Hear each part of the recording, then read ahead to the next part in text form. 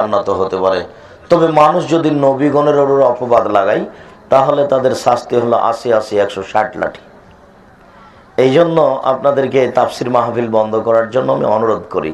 এসব তাফসির মাহফিল মানে নবীগণের প্রতি অপবাদ লাগানো। মুফাসসির সাহেব এত অবুঝ বিবেকহীন মানুষ যে তার কথাটা চলবে কি না সেটা সে বিবেচনা করে না।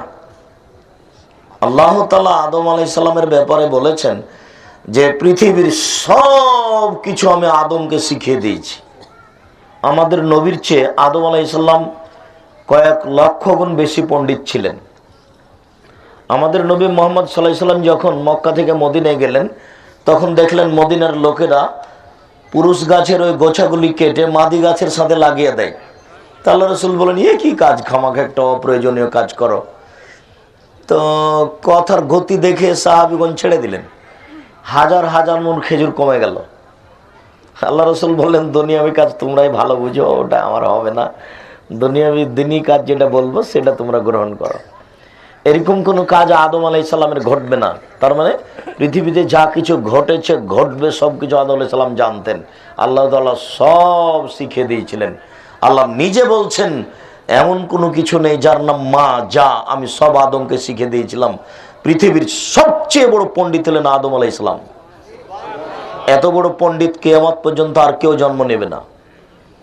তার মানে আল্লাহ বলছেন আমি সব কিছু শিখিয়ে দিয়েছি। তো সব কিছু কোনটা? মোবাইলও জানতেন। তো সেই লোকটা ঘুম থেকে উঠে দেখলেন পাশে একজন সুন্দরী ঝকঝকে টকটকে নারী বসে আছেন। তিনি হাত বাড়াতে গেলেন, ফেরেশতাগণ বলছেন থামেন। তো আদম আলাইহিস সালাম বলছেন, কেন? মোহর দিতে হবে তো আগে। কি মোহর দিতে হবে?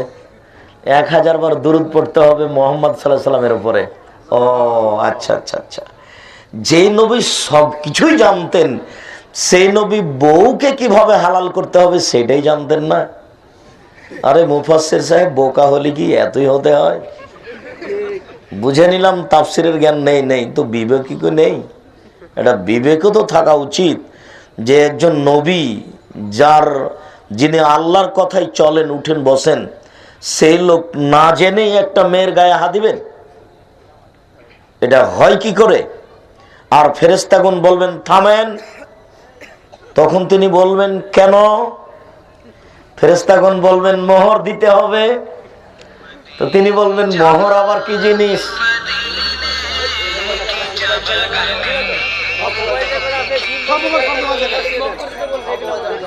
সম্মানিত উপস্থিতি,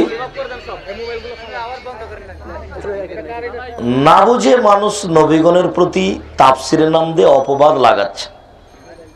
এটা একটা নেহায়াত অন্যায়। মানুষের উপরে মানুষ যদি অপবাদ লাগায় তাহলে শাস্তি হলো ৪০ লাঠি ৮০ লাঠি। আর যদি নবীগণের উপরে অপবাদ লাগায় তাহলে তার ডবল শাস্তি। এইসব তাফসিরগুলি তারা না বুঝেই করছে, অথচ নবীর এগুলি কাজ নয়।